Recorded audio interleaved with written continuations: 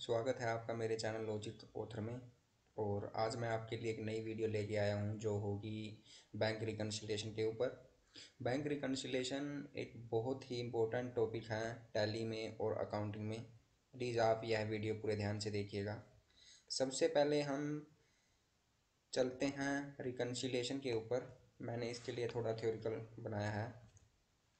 सबसे पहले हम देखेंगे कि रिकन्सिलिएशन होता क्या है। रिकन्सिलिएशन होता है किसी भी चीज़ को रिकंसाइल करना। एक शॉर्ट फॉर्म में रिकंसाइल मतलब हम किसी भी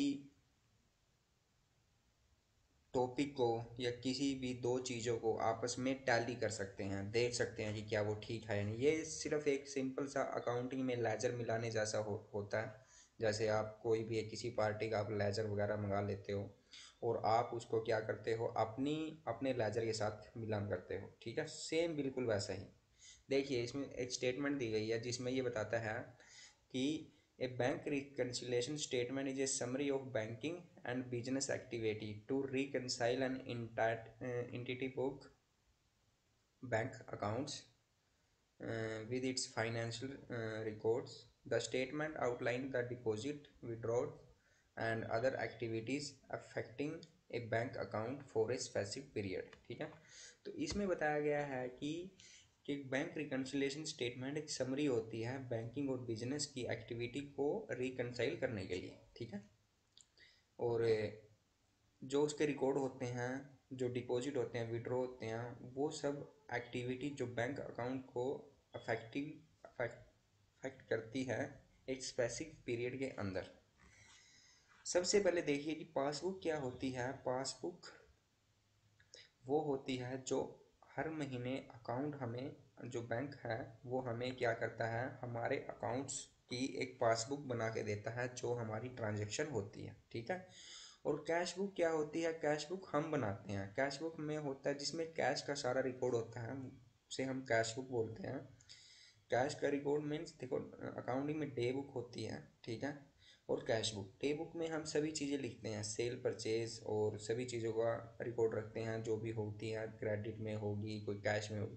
लेकिन कैश बुक में हम सिर्फ कैश का रिकॉर्ड रखेंगे जो हमारी कैश में ट्रांजेक्शन होती हैं। देखो, और बैंक रिकन्सिलिएशन क्या है कि इनकी डेट को रिकन्सिलिएशन करना।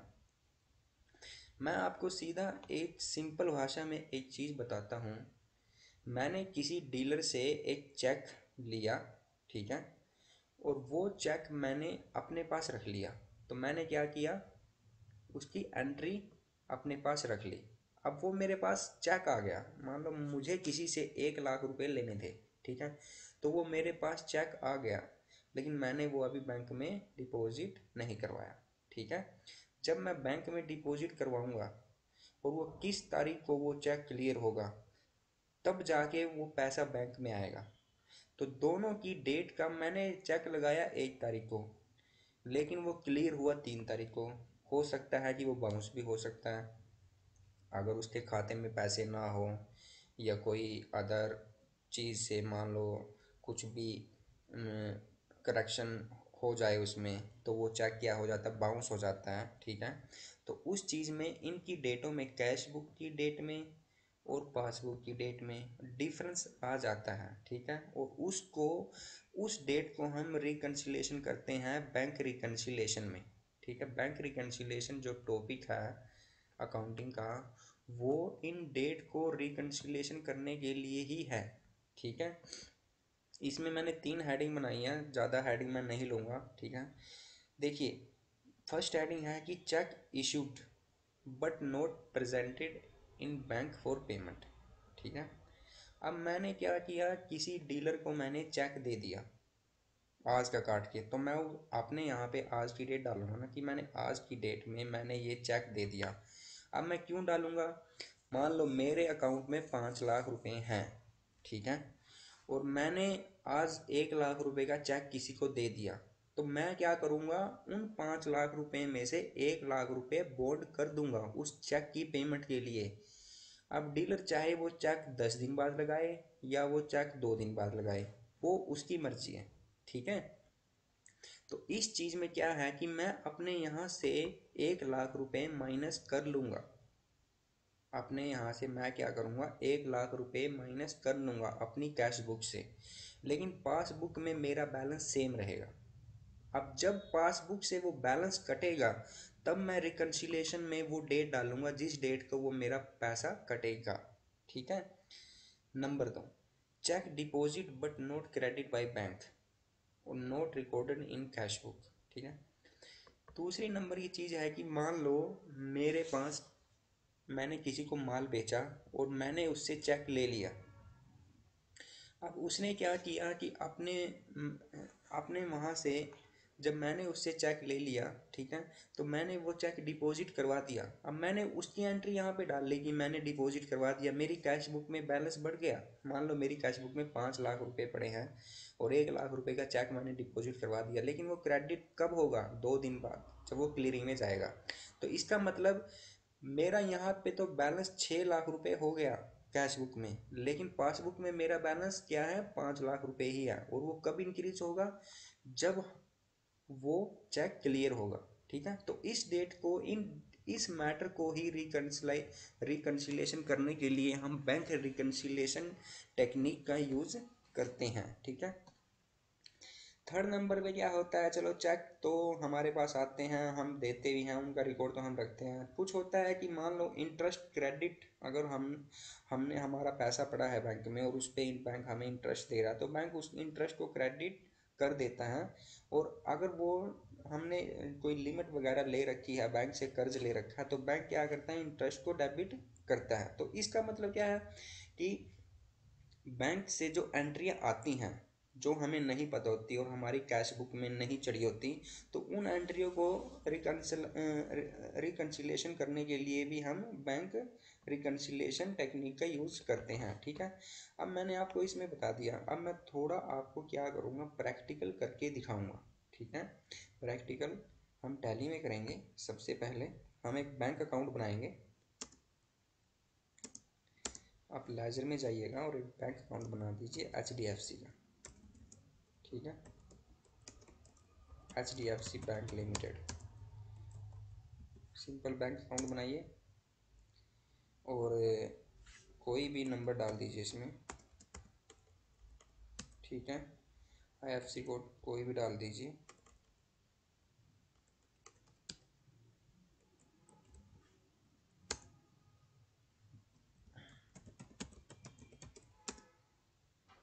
सेट चेक बुक कीजिए। अब आप चेक कहाँ से भेज रहे हैं, मैं एक से स्टार्ट करूँगा। 100 चेक के पासबुक बनाऊँगा, चेक बुक पे लिख दूँगा मैं HDFC की डाल देता हूँ। ठीक है। और इसको सेव कर देता हूँ।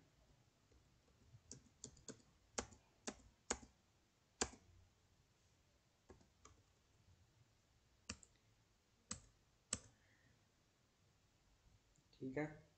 उसके बाद हम कुछ एंट्रियाँ करते हैं। ठीक है। मैंने इसके लिए एक शीट बना रखी है। ठीक है। आप चाहिए तो वो शीट देख सकते हैं।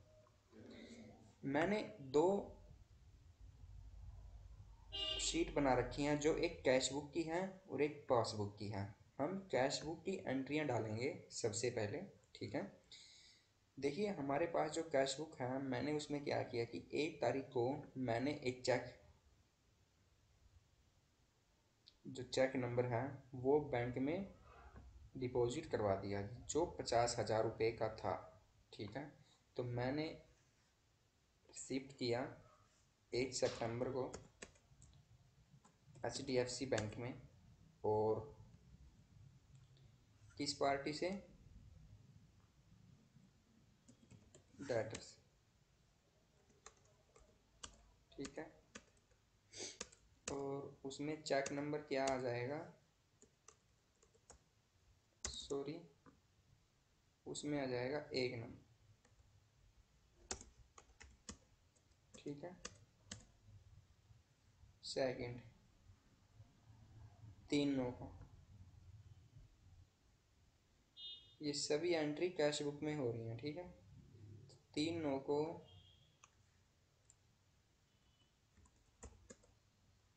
फिर मैंने एक और चेक उसी पार्टी से 10,000 रुपये का, ठीक है।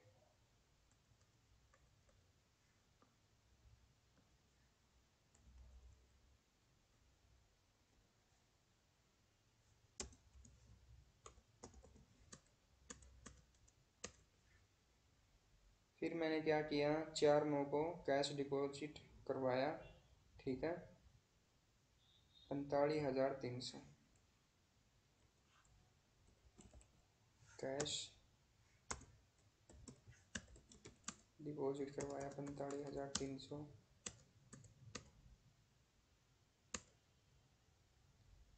ठीक है।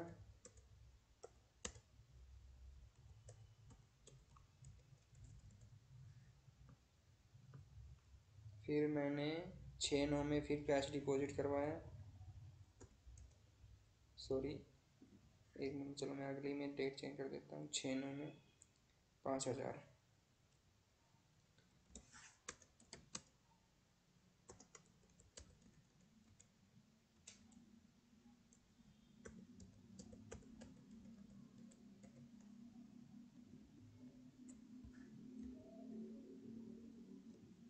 एक 9 हम इसकी डेट चेंज कर लेते हैं 4।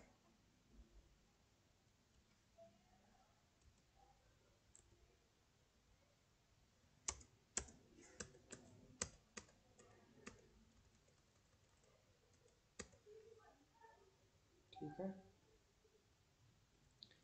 दोबारा अकाउंटिंग वाउचर में जाएंगे और यहाँ तक देखिए, हमने क्या किया, हमने अपना रिकॉर्ड बना लिया है यहाँ तक। उसके बाद 9 तारीख में क्या किया, मैंने एक पार्टी को पेमेंट की 95,000 की, ठीक है।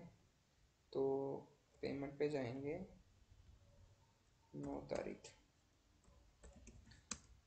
95,000 क्रेडिटर।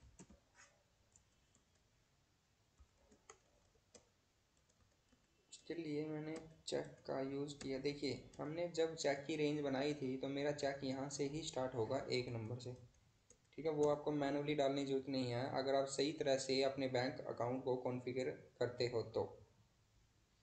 फिर मैंने 11 9 को फिर एक पेमेंट की 32,500 की पार्टी बी को, ठीक है।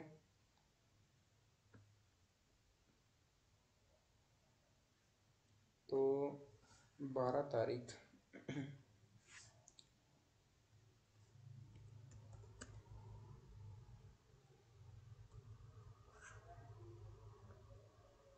सॉरी 11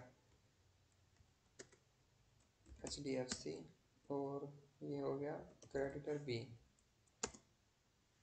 पेमेंट कितने की है, 32,500, ठीक है। तो यहाँ मेरा चेक नंबर 2 आ जाएगा और सब कुछ ऑटोमेटिक सेव हो रहा है, ठीक है। और 14 9 को फिर मैंने कैश निकलवाया, काउंटर में जाऊँगा, कैश HDFC कितना, 10,000। देखिए मेरा चेक नंबर 3 आ रहा है और यहाँ पे भी कैश बुक में भी मैंने चेक नंबर 3 दे के ही पेमेंट निकलवाई है, ठीक है। तो यहाँ पे मेरा सेव हो रहा है ऑटोमेटिक। फिर 16 को मैंने 509 बैंक चार्ज लगा मेरे अकाउंट पे, 509 रुपये। ये कैश चार्ज हो सकता है। 16 9 HDFC और बैंक चार्ज 509 रुपये। ये कोई चेक पेमेंट नहीं थी तो ये सिर्फ चार्ज में आएगा। 16 9 को मेरे पास NFT आई है 3,20,000 रुपये। रिसिप्ट में जाऊंगा और HDFC में जाके डेटर 3,20,000, ठीक है, NFT। फिर 5,000 रुपये मैंने कैश डिपॉजिट करवाया 20 तारीख में HDFC कैश 5,000 रुपये।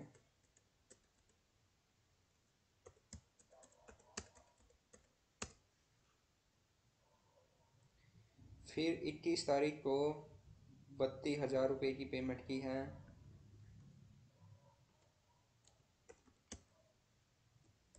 HDFC 32,000, सॉरी, मैंने ICICI अपने अपने ही ICICI बैंक में, देखिए मैंने अपने ही ICICI बैंक में चेक नंबर 4 से 32,000 रुपये ट्रांसफ़र किए हैं, ठीक है। तो इसका मतलब आएगा काउंटर में ICICI बैंक और HDFC 32,000 चेक नंबर 4, देखिए बिल्कुल करेक्ट एंट्री। फिर 25 में कैश विड्रॉ करवाया है 52,000 रुपये।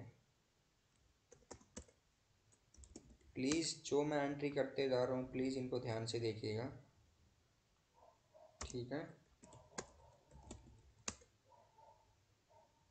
52,000 रुपये कैश विड्रॉ, चेक नंबर 5 का यूज कर, ठीक है। 26 तारीख में एक पार्टी को पेमेंट की है, क्रेडिटर ए को 1,85,200 की। 26 पेमेंट HDFC क्रेडिटर ए 1,85,200। बैलेंस पे मत देखिएगा, मैं सिर्फ आपको रिकन्सिलेशन के बारे में बता रहा हूँ, चेक नंबर 6 का यूज़ करके। यहाँ पे हमारा चेक नंबर 6 यूज़ हुआ है, ठीक है। तो और लास्ट पेमेंट आई है हमारे पास 28/9 में। रिसीप्ट डालिएगा,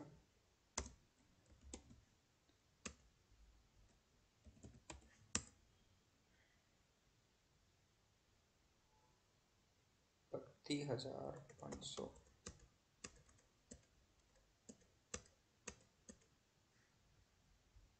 चेक नंबर 45,612, ठीक है।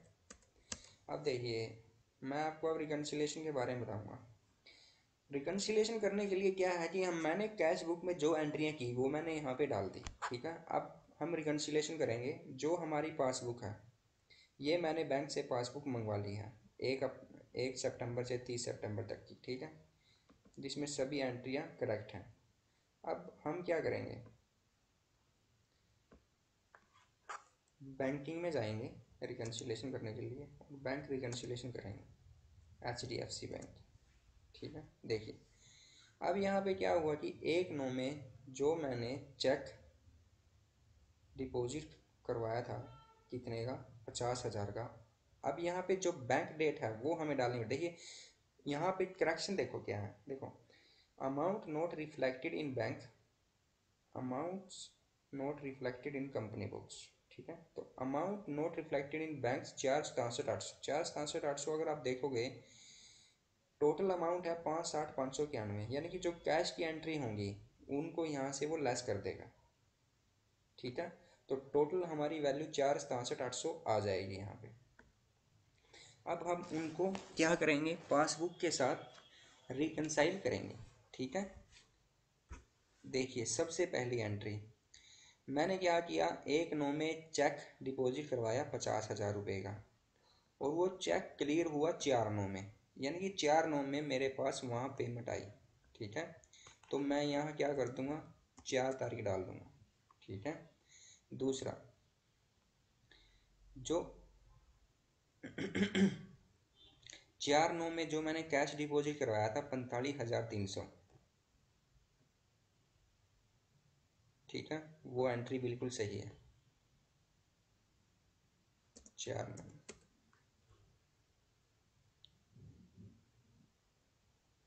वो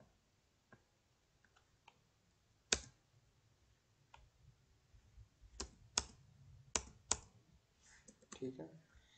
अब देखिए आगे, ये जब हमने वहाँ कैश की एंट्री चेंज की थी 3 से 4 की थी, तो वहाँ पे ये डेट चेंज कर लेनी चाहिए थी, आप कर लीजिएगा, ठीक है, कोई इशू नहीं है। अब आगे वो मुझे शो करेगा, मुझे पता है ये, ठीक है। अब जो चेक मैंने 10,000 रुपये का लगाया था, ठीक है, 1,000,045 का, वो है ये, ठीक है। और ये चेक है 4/9 में, और ये चेक क्लियर हुआ 6/9 में, ठीक है। अब हम यहाँ पे डेट डालेंगे 6/9, कॉन्ट्रैक्ट की एंट्री 6/9 में, क्योंकि वो सेम डे में हो जाता है। तो इसमें कोई, जैसे हम विड्रॉ करवा रहे हैं या डिपॉजिट करवा रहे हैं, वो सेम डे का प्रोसेस है। 9 सितंबर को हमने क्या किया था, एक पेमेंट की थी 95,000 की। अब वो हमारे बैंक से कब कटी है, 11/9 में, क्योंकि डीलर चेक लगाएगा, उसको क्लियर होने के लिए 2 दिन लगते ही हैं, ठीक है। तो यहाँ पे हम डालेंगे 11/9। 32,500 का जो चेक हमने दूसरी पार्टी को दिया था, वो 13 तारीख में दिया था। और यहाँ पे जैसे अगली एंट्री है, यहाँ पे सॉरी, वो 11 तारीख में दिया था, ठीक है। और वो चेक क्लियर हुआ किस में, 13 तारीख में, ये देखिए। कैश सेम डे प्रोसेस है, तो सेम डे में ही होगा। जैसे हमारा यहाँ पे 14 तारीख में कैश विड्रॉ करवाया हमने। बैंक चार्जेस हमारे 16/9 में लगे हैं, ठीक है। तो आप इनको 16/9 में करिए। अब 16/9 में जो हमारे पास NFT आई है, वो 17/9 में कीजिए, ठीक है। देखिए NFT का प्रोसेस क्या होता है, NFT 2 या 3 घंटे बाद भी हो सकती है, और अगर आप शाम को करवाते हो तो उससे अगले अगले दिन का प्रोसेस भी हो सकता है, या वो रात को भी लेट नाइट हो सकता है। वो अलग अलग प्रोसेस है, ठीक है। अगली एंट्री कैश डिपॉजिट की है, तो सेम डे में आएगा कॉन्ट्रा एंट्री, ठीक है। फिर ICICI बैंक टू ट्रांसफ़र हमने जो किया है, ठीक है, वो 21/9 की एंट्री है, तो 21/9 में ही आएगा, ठीक है। वो भी बैंक टू बैंक ट्रांजेक्शन है जो हमारी हुई थी। आगे हमने कैश विड्रॉ करवाया है 25/9 में 52,000 रुपये, वो भी 25/9 में ही आएगा, ठीक है। अब 26 क्रेडिटर ए, 26/9 को हमने क्या किया था, 185 की पेमेंट की थी, ठीक है, जो हमारे यहाँ से कटी है 28/9 में, तो वो हो गया 28/9। अब डायरेक्टर ए से हमारे पास 32,500 का चेक आया था, जो क्लियर हुआ 30/9 में, ठीक है। चेक लगाया था हमने कौन सी डेट को, 28/9 को, तो वो हो गया 30/9 में, ठीक है। तो नो,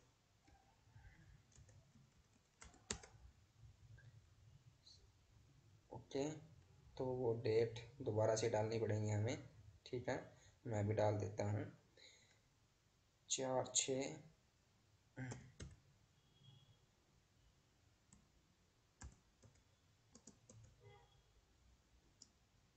6/11 32,513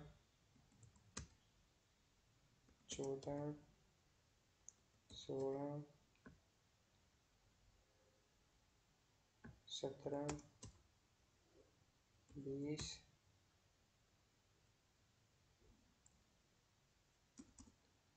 की 25 एंड 28 एंड 30, ओके। देखो अभी हमने क्या किया कि, देखिए हमारे यहाँ पे पहले अमाउंट दिखा रहा था, ठीक है, जो क्लियर नहीं था, यानी कि जो हमने रिकन्सिलेशन करनी थी वो तब नहीं हुई थी, और जो टोटल अमाउंट उसने दिखा रखा था कि इसको आपने रिकन्सिलेशन करना है, ठीक है, वो अमाउंट यहाँ पे वो दिखा रहा था। लेकिन अभी अमाउंट क्या है, 0 है। अगर मैं यहाँ से यस करता हूँ तो हमारी बैंक रिकन्सिलेशन पूरी हो जाएगी। देखिए यहाँ पे कोई एंट्री, अगर दोबारा मैं बैंक रिकन्सिलेशन पे जाता हूँ तो यहाँ पे कोई एंट्री वो सितंबर के मंथ में नहीं दिखाएगा, ठीक है। ये पीरियड 28/9 तक का सिलेक्ट है, इसलिए वो दिखा रहा है, तो यहाँ पे कोई एंट्री नहीं है।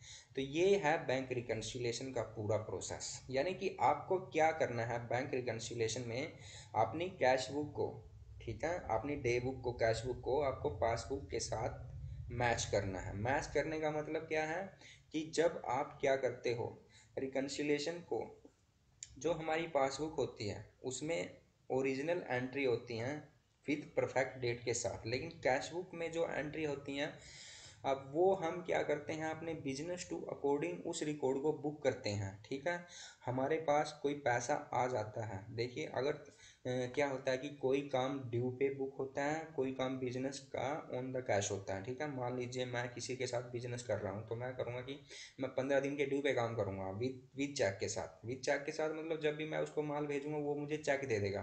तो इसका मतलब क्या हो गया कि मेरे पास उसका रिकॉर्ड आ गया, अगले माल के साथ अगला चेक, अगले माल के साथ अगला चेक, लेकिन वो चेक क्लियर नहीं हुए। इसका मतलब क्या है कि वो रिकॉर्ड पासबुक में नहीं होगा, लेकिन वो रिकॉर्ड कैश बुक में होगा। ठीक है, तो इसी तरह से बैंक रिकन्सिलेशन कोई भी डिफ़िकल्ट चीज़ नहीं है, अगर आप इसको ध्यान से समझोगे। सिर्फ ये क्या करना है कि डेट को रिकन्सिलेशन करना है, सिर्फ ओनली डेट को, और कुछ नहीं है। ठीक है, आज की वीडियो में बस इतना ही। अगर आपको ये वीडियो अच्छी लगी हो तो आप इसको लाइक और शेयर ज़रूर कर दीजिएगा अपने फ्रेंड्स के साथ, और प्लीज़ मेरे चैनल को सब्सक्राइब कीजिएगा, ताकि आपको आने वाली सभी वीडियो की जानकारी मिलती रहे और मैं आपके लिए ऐसी ही अच्छी अच्छी वीडियो बनाता रहूँ। ठीक है, आज के लिए बस इतना ही। Have a good day.